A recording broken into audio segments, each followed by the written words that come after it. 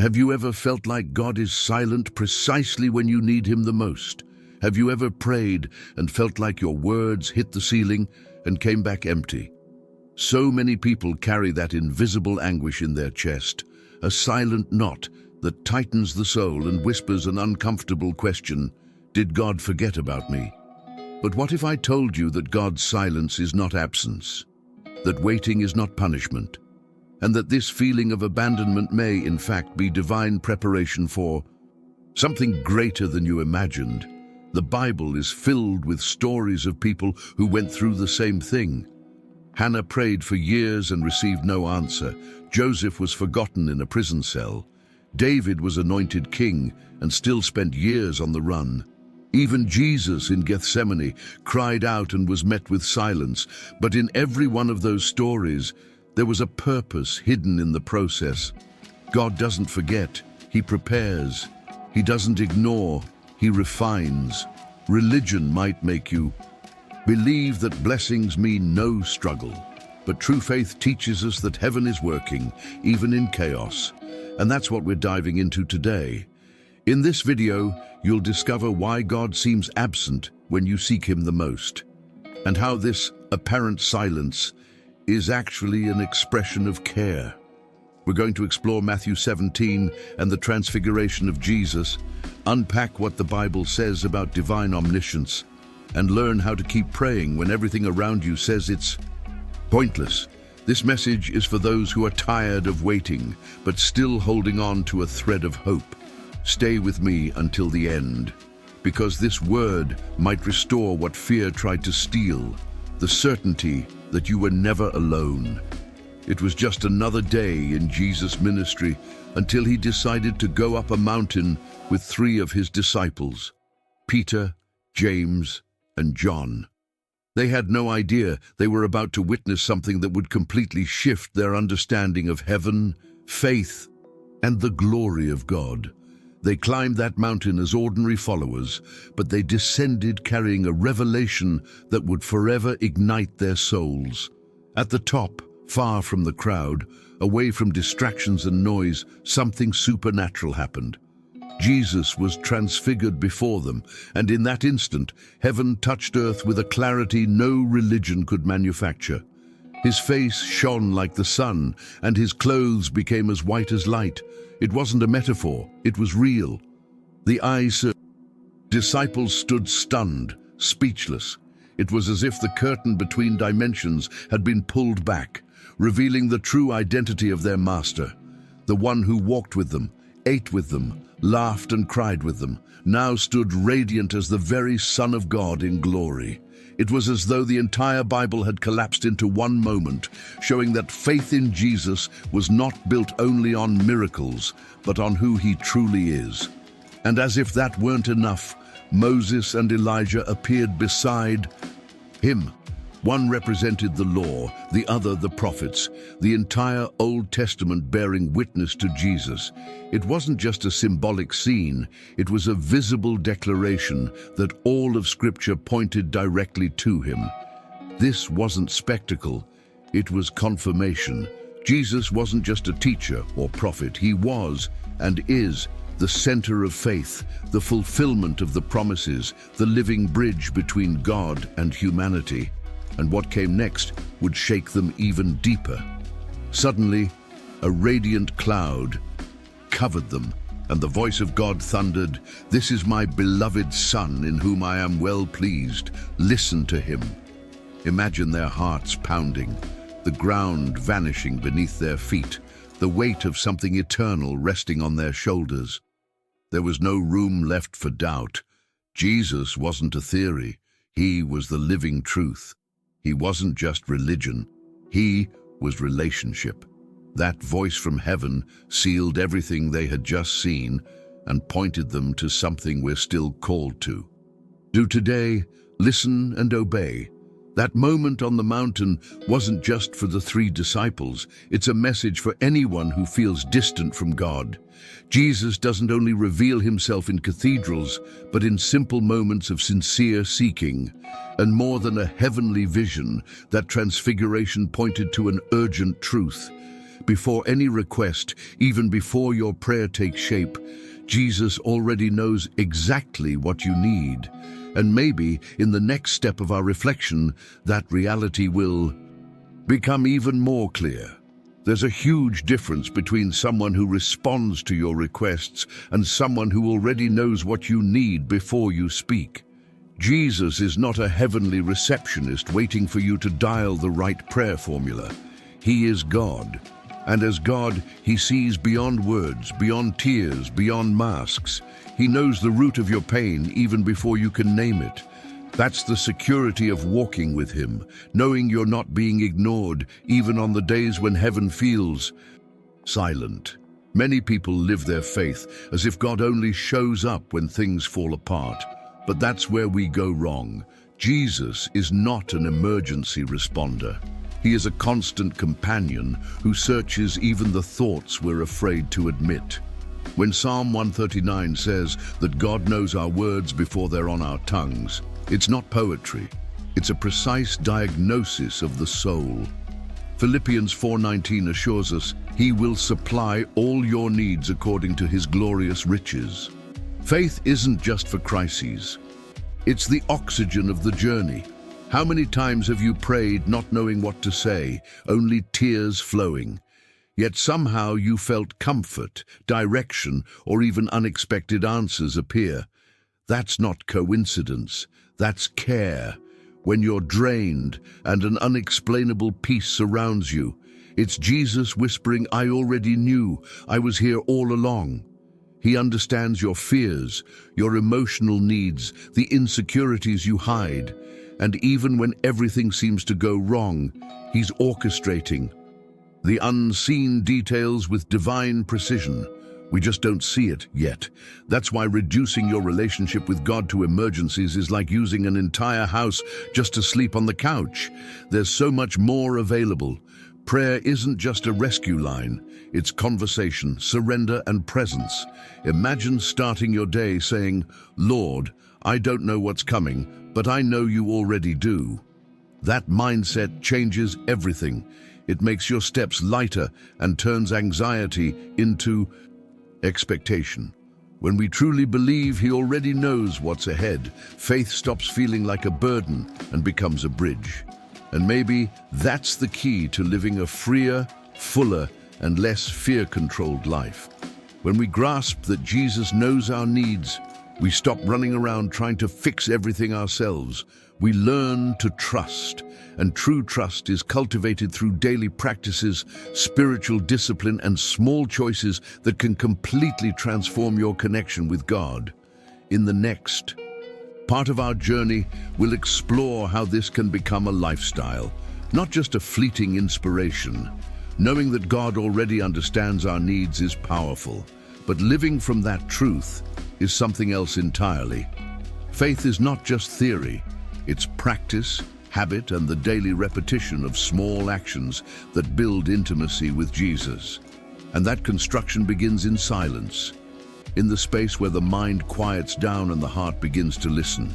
Yes, listen, because prayer is not just speaking, it's also hearing. It's recognizing God's answer in a verse, a sense of peace, or even that persistent discomfort that tries to alert you.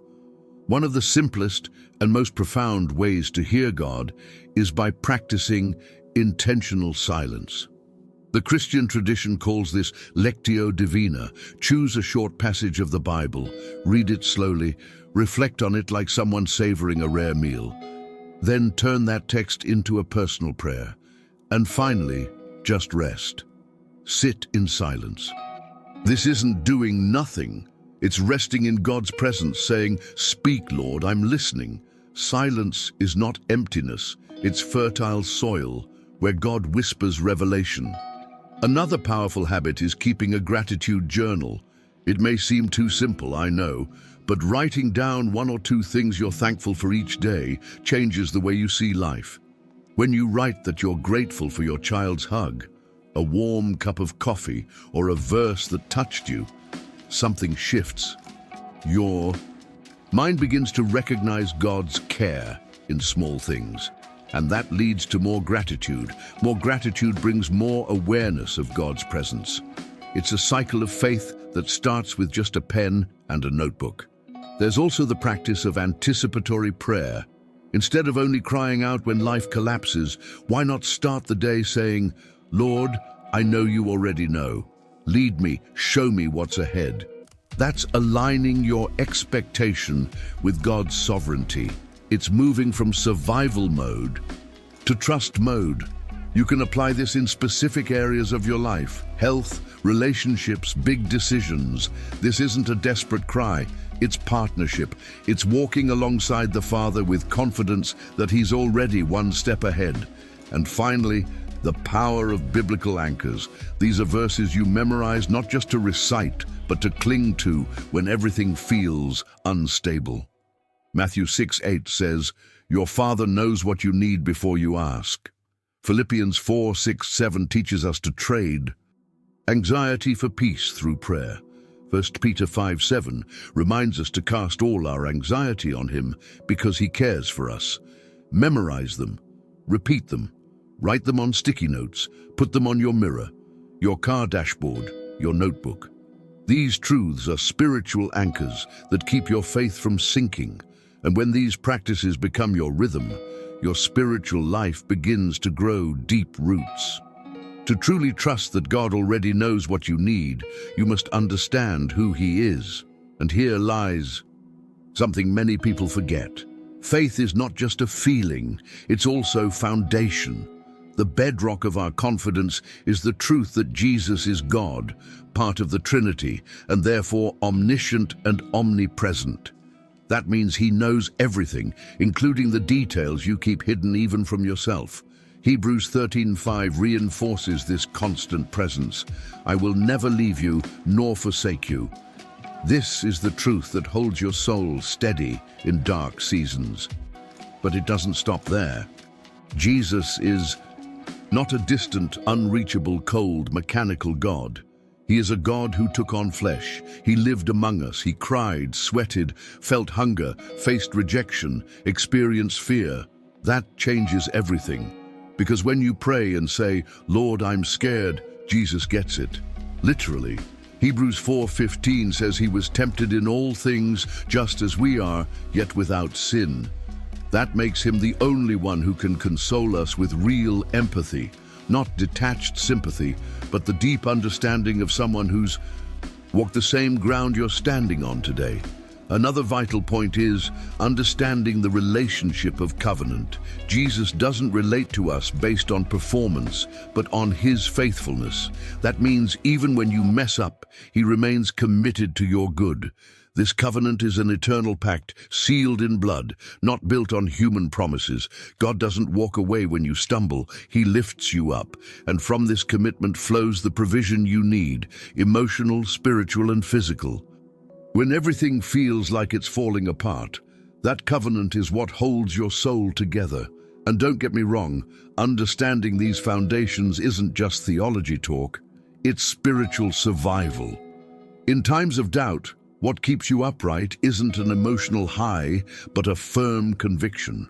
Knowing that Jesus is God, that He went through what you're facing, and that He has a covenant of love with you. This strengthens your faith in a way no motivational quote ever could. That's why prayer isn't just relief. It's a return to the truths that anchor your identity. Little by little, these foundations become lenses through which you begin to see life. Not as someone lost and begging for help, but as a child walking beside the Father. And when that identity becomes real in your heart, the way you face challenges changes. You pray differently, you think differently, you live differently. And that leads you to a new way of walking in daily confidence, something that begins to manifest even in the practical, visible areas of your life. Knowing that God cares for you is one thing. Living like you actually trust that care is another. And that's where many people get lost. They carry biblical truths in their minds, but live as if they're completely alone. Real confidence must move from theory into action. It means that in moments of crisis, uncertainty, and hard decisions, your first response isn't panic. It's prayer. It's choosing to say, God is here. He already knew this was coming, and I can trust him. That doesn't erase the problem, but it changes the way you face it. Let's talk about anxiety, for example. When your heart races, your mind spins, and fear paralyzes you, the natural reaction is to try to control everything. But those who live by faith must act counterintuitively. They surrender. They declare, even while trembling, God, I know you are with me. I trust you. And trust means acting like you believe. Keep working, keep praying, keep breathing, even without seeing a way out. Prayer becomes the release valve for your soul. And over time, what once felt like panic turns into peace that surpasses all understanding. This principle applies to wisdom too. Instead of rushing or relying only on logic, people of faith ask, Jesus, what do you see that I don't? That question changes everything. It can apply to a business deal, a relationship, a career decision. Sometimes the answer comes as peace, other times as a holy discomfort. Both are signals. And when you're unsure, seek wise counsel. Pray again. Wait. Faith doesn't remove responsibility. It transforms it into conscious dependence on God. Now about provision. Walking in confidence means giving thanks before you see the result. It means looking at a nearly empty table and saying, thank you for what I already have. I trust you'll provide the rest. That kind of gratitude opens doors, literally. Not because it's magic, but because it changes your posture, your mindset, your spiritual atmosphere. People who trust attract solutions. It's not positive thinking. It's practical faith. And that kind of faith stirs the unseen, releases ideas, and draws resources. Because God honors hearts that believe even when resources are scarce. When it comes to relationships, walking in confidence means acting with spiritual wisdom. It means listening before reacting, praying before confronting, being silent before wounding. Trusting that God is working in the other person too, and that not everything depends on your control. That's faith maturity. That's gospel in practice, because trusting Jesus is not only about future salvation, it's about present decisions, daily attitudes, real choices. And it's exactly in this space that faith becomes a lifestyle, not just a Sunday belief. But to live that way, we need to recognize something even deeper. The Mount of Transfiguration wasn't some stage play to impress a few disciples. It was a spiritual milestone that split the waters of human understanding. There, Jesus revealed his divine essence, not just with words, but with glory. His face shone like the sun, his clothes gleamed with light. These weren't metaphors, they were manifestations of heaven touching earth. Standing beside him were Moses and Elijah, representing the law and the prophets. It was the entire Old Testament pointing like an arrow and declaring, this is the Messiah. You can't witness a scene like that and keep seeing Jesus as just a wise teacher. He is God. The same one who walks with you in your battles is the one who radiated with heavenly authority on that mountain. And that changes everything. When you pray, you're not throwing words into the wind. You are speaking with the one who governs all and who, at the same time, calls you friend. The Transfiguration reveals this tension, majesty and intimacy walking side by side, never in conflict, always in harmony. And that authority didn't stay on the mountaintop. It came down with him. Jesus kept walking with the disciples in the same simple way, but they knew they could never see him the same way again. That's the beauty of faith. You can be in an ordinary place on a seemingly ordinary day and still live with the awareness that you are in the presence of the one who shines with eternal glory. When that conviction takes root in your heart, the ordinary turns extraordinary, and even the smallest moments become sacred. Now imagine applying that awareness to your daily decisions, remembering that the one with authority over everything is the same one who hears your prayers, that you can ask for direction and trust he will guide you, that even when everything seems still, he is still working because his authority isn't based on your perception. It is eternal, firm, unshakable. The transfiguration is proof. We are not following a myth or a symbol. We are following the living Son of God, full of glory and full of grace. And the most amazing part, this glorified Jesus is still accessible. He didn't withdraw from humanity after revealing his glory. He used it to draw us closer. He wants you to live with that awareness that you are being led, protected, and shaped by eternal hands. And when that reality settles in your heart, your life takes on a new tone. Despair becomes hope. Doubt becomes trust. And prayer stops being a desperate effort and becomes an encounter with divine authority. But to reach that place, we must learn the value of perseverance in prayer. The story of Anna in 1 Samuel is a real portrait of someone who knows what it's like to pray and see nothing happen. Year after year, she went to the temple to cry before God. Her anguish was intimate but visible. She longed for a child, something legitimate, deep, and human. But the answer didn't come. And to make things worse, she was mocked, misunderstood, and even misjudged by the priest. Still, she didn't give up. Not because she was overly strong, but because her hope was anchored not in time, but in God.